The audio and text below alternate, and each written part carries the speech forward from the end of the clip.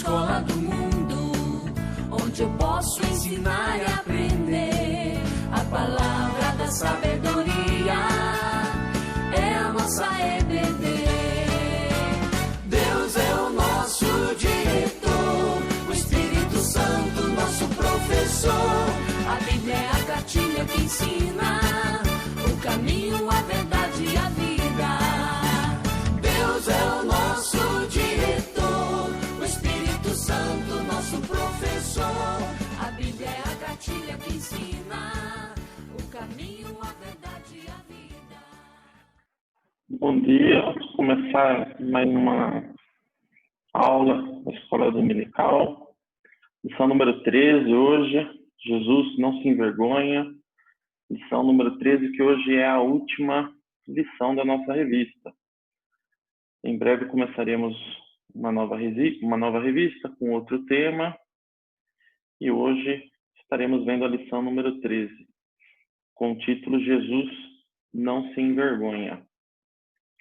Não se envergonha o quê? De nos chamar irmãos.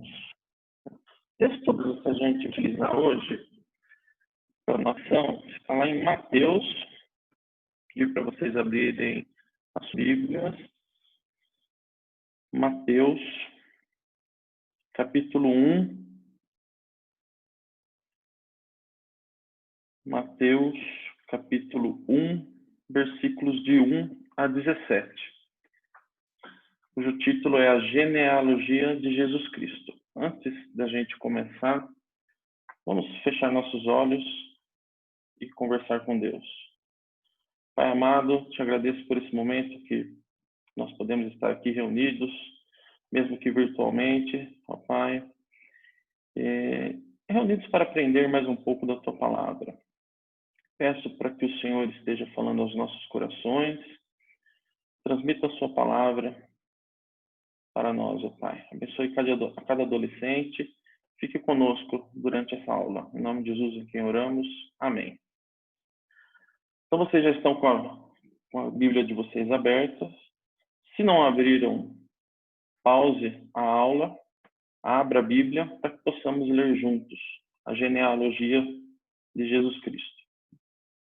Vamos lá. Livro da genealogia de Jesus Cristo, filho de Davi, filho de Abraão. Agora começa a genealogia. Abraão gerou a Isaque, Isaque a Jacó, Jacó a Judá e a seus irmãos. Judá gerou de Tamar a Pérez e a Zera. Pérez gerou a Esrom, Esrom a Arão. Arão gerou a Minadab, Aminadab a Naasson, Naasson a Salomão. Salmão gerou de Raabe a Boaz. Este de Ruth gerou a Obed e Obed a Jessé. Jessé gerou ao rei Davi. E o rei Davi a Salomão, de que fora mulher de Urias. Salomão gerou a Roboão, Roboão a Abias, Abias a Asa. Asa gerou a Josafá, Josafá a Jorão, Jorão a Uzias. Uzias gerou a Jotão, Jotão a Acás, Acás a Ezequias. Ezequias gerou a Manassés, Manassés a Amon, Amon a Josias. Josias gerou a Jeconias e a seus irmãos, no tempo do exílio na Babilônia. Depois do exílio na Babilônia, Jeconias gerou a Salatiel e Salatiel a Zorobabel. Zorobabel gerou a Abiúde e Abiúde a Eliaquim. Eliaquim a Azor. Azor gerou a Sadoque, Sadoque a Aquim, Aquim a Eliúde. Eliúde gerou a Eleazar, Eleazar a Matã, Matã a Jacó. E Jacó gerou a José, marido de Maria, na qual nasceu Jesus, que se chama o Cristo. De sorte que todas as gerações, desde Abraão até Davi, são 14. Desde Davi até o exílio na Babilônia, 14. E desde o exílio na Babilônia até Cristo, 14. Bom, é um texto muito chato de ler, né? Um monte de nome estranho. Um vai gerando outro, que vai gerando outro. né? Mas o que que isso quer dizer? Qual o significado disso daí, que é o que a gente vai estar estudando hoje, tá? O nosso texto base, que lemos, Mateus 1, capítulo 1, versículo de 1 a 17. Tá? Nossa revista, Triunfando sobre as Fraquezas, lição número 13, né? Qual que é o foco da nossa aula de hoje? Nós conhecemos a genealogia de Jesus e dentro da genealogia de Jesus, a gente identificar a mensagem da graça, que é sobre o tema que a gente está estudando, né, nas aulas passadas, sobre a graça de Deus, mas a gente vai ver como que a gente identifica a graça, né, na genealogia de Cristo e o consolo que foi apresentado. Onde que o texto e o contexto da genealogia de Cristo, né? Existem dois pontos fundamentais. Primeiro, a crença cristã, ela é toda respaldada por fatos históricos. Tá? A pessoa de Cristo e o ministério de Jesus, eles não foram inventados. Nós temos dados históricos que comprovam toda a história. E toda a sua origem, ela pode ser verificada historicamente. São nomes conhecidos, né? Não só na Bíblia, mas na história também. Esse é o primeiro ponto do nosso contexto. Segundo, a pessoa e a obra do Redentor, elas não podem ser conhecidas corretamente a parte da revelação do Antigo Testamento. Na verdade, eles se correlacionam. Então, a gente não pode estudar um separado do outro, certo?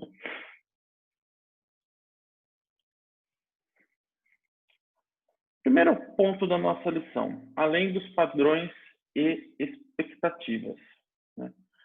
A genealogia de Jesus, ele é um grande exemplo de como a graça de Deus não se limita aos padrões ou expectativas humanas. Nós, humanos,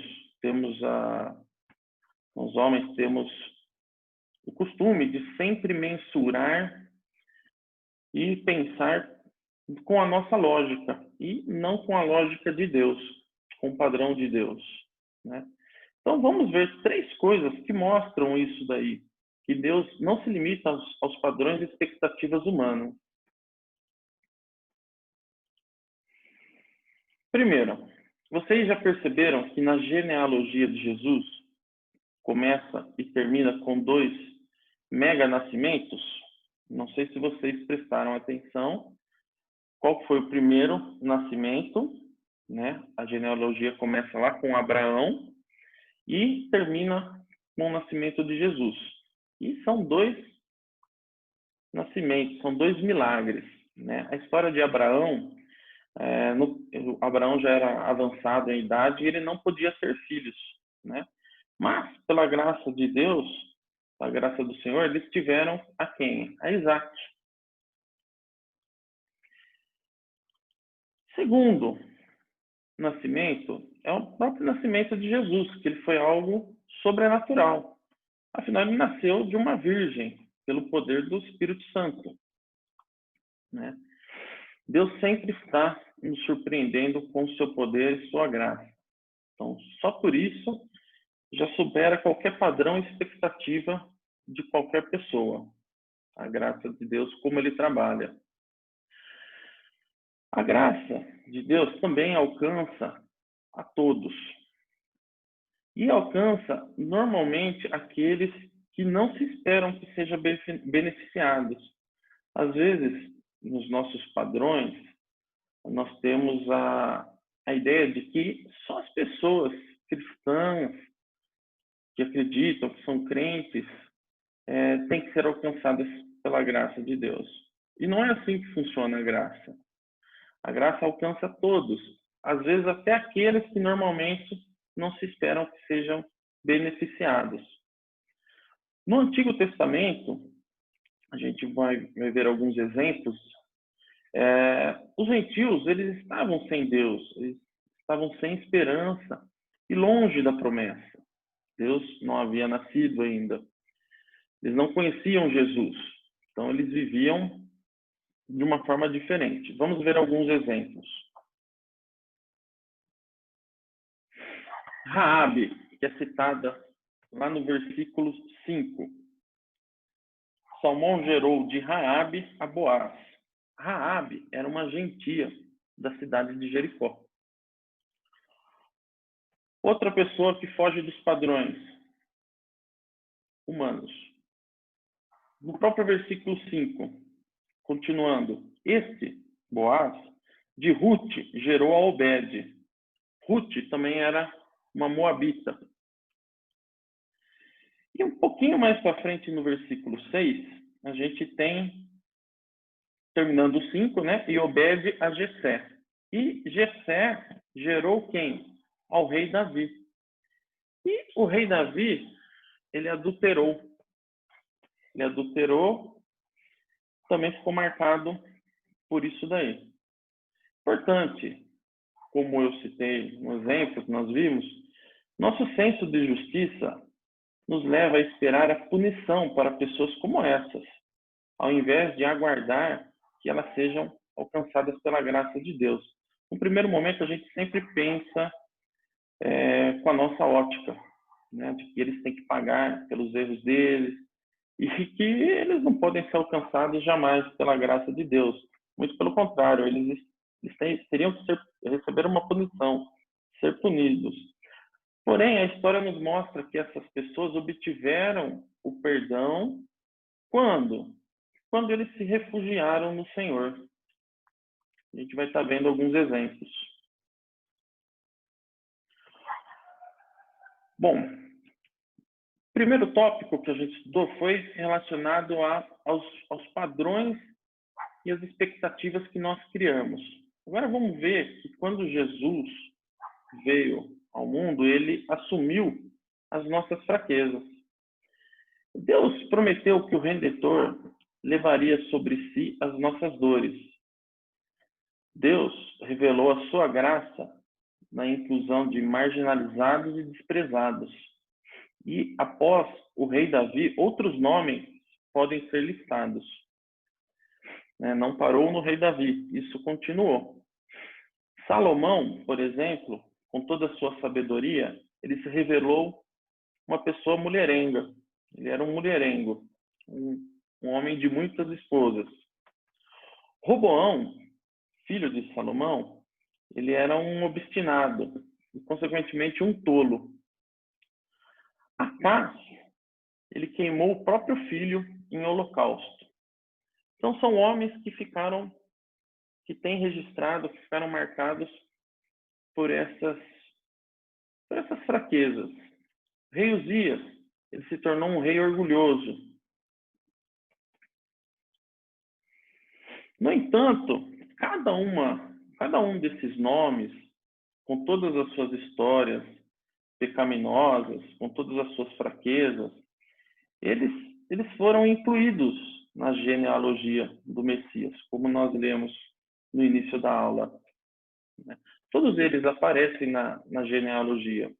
E o fato de Cristo ter, em sua graça, se identificado com as fraquezas do seu povo, deve ser para os seus discípulos, para nós, uma mensagem de consolo e nunca de acomodação com o pecado. Eu não posso me acomodar e pecar sabendo que eu fui agraciado por ele, né? Que eu tenho a salvação e me acomodar no pecado. Não, muito pelo contrário. Na última parte da genealogia de Cristo, né, a gente consegue verificar, vamos ver o versículo aqui mais exato, versículo 11. Josias gerou a Jeconias e a seus irmãos no tempo do exílio na Babilônia. E daí ele começa, depois do exílio na Babilônia, Jeconias gerou a Salatiel, Salatiel gerou Babel, né? E a gente vê que nessa última parte, onde é citado o exílio da Babilônia, né, fica evidenciado que o próprio exílio foi uma consequência do pecado, né? O pecado que o povo de Judá cometeu. E por isso que eles foram enviados para o exílio por 70 anos, né? Então, o pecado, ele traz as suas consequências. Tá? Isso fica evidenciado na própria genealogia de Cristo. Tá? A graça de Cristo, ela não motiva a libertinagem, mas ela convida ao arrependimento, a fim de se obter a salvação eterna. Que isso fique claro. A graça de Cristo não é um alvará para você sair pecando, para eu sair pecando. Muito pelo contrário. Nós somos alcançados pela graça e pela graça nós recebemos um convite para se aproximar do Senhor e nos arrepender, tá? Sempre em busca da salvação eterna. Tá? Continuando, nós vimos que na genealogia de Cristo, os padrões e as expectativas, nós não podemos ter a ótica humana. Segundo, Cristo, ele assumiu as nossas fraquezas. E agora, nós vamos ver que nós, nos aproximando de Cristo, nós vamos ver que Jesus transforma a nossa história. Vamos ver. Jesus, graciosamente, redime não apenas a nossa alma, mas também a nossa história. Tá? Que isso fique bem claro. Hoje, a gente está falando de alguns nomes. Vamos pegar o exemplo do rei Davi. O rei Davi, a gente estava falando até agora, do pecado que ele cometeu. E esse pecado ele não foi apagado. A gente sabe que todo pecado tem as suas consequências. Tá? Porém, com a graça de Deus, o pecado esse pecado ele faz parte da história da redenção de Cristo na sua obra. Como assim? Vamos ver. A fé em Cristo, uma vez conformada, resulta na salvação da nossa alma. As Escrituras nos ensinam, e a genealogia de Cristo vem confirmar isso, que a sua graça que a sua graça redime não apenas a alma, mas também a história daqueles que nele confiam. As pessoas mencionadas na genealogia de Jesus, elas não são lembradas apenas por seus históricos pecaminosos e suas falhas, mas especialmente por causa daquilo que Deus operou em suas vidas. Como a gente viu, a graça nos convida a nos aproximarmos do Senhor. Davi, até agora a gente estava falando, pegando o exemplo dele, ele adulterou com uma mulher, mas ele não foi. A sua história não parou aí. Né? Quando ele pediu perdão, se aproximou de Cristo, e depois a sua história, né, durante a Bíblia, ele é lembrado como o homem segundo o coração de Deus. Raabe, que a gente citou, ela é lembrada por quê? Por sua fé viva no Deus de Israel. Manassés, que queimou o próprio filho em um holocausto, como a gente viu, ele, quando se aproximou, através da graça de Deus, da redenção, o que ele fez? Ele promoveu uma reforma na época dele em prol do culto verdadeiro, lá em Jerusalém, e ele restaurou o altar do Senhor. Então, recapitulando, antes da gente entrar na nossa reflexão final, nós podemos aprender muito com a genealogia de Cristo. Né? Primeiro, a genealogia começa com 2 milagres. Começa com um milagre, aliás, e termina com outro milagre. Ela tem 2 milagres, no seu começo e no fim. O nascimento de Isaac, sendo que Abrão já era avançado em idade, não poderia ter filhos com sua esposa Sara, e o nascimento de Jesus Cristo, de uma virgem, né? Inspirado totalmente pelo Espírito Santo. Nós temos, por padrão nosso humano, a perspectiva de sempre olhar com uma ótica humana e não, às vezes, com a ótica de Deus, com a sua graça. E a graça de Deus nos redime, nos aproxima dele, né? E não só nos redime, nos perdoa das nossas falhas, dos nossos pecados, né? Mas também nos, nos faz participar da história da obra de Cristo, né? A vida de cada um de nós faz parte de uma obra maior, que é a obra de Cristo. A gente sempre tem que ter isso em mente. E como reflexão, quero que fique uma frase para vocês pensarem, refletirem. Jesus assumiu a forma humana para identificar-se com pecadores a serem redimidos, como você e eu. Ele se tornou homem, viveu entre nós, para que nós, pecadores, pudéssemos nos identificar com eles, como você e eu. A gente termina a nossa aula, a nossa lição número 13, e em breve a gente teremos uma nova lição, um novo tema.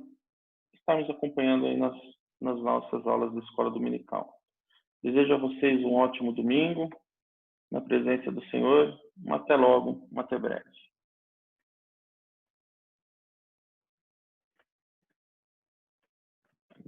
Não ficou muito bom, não.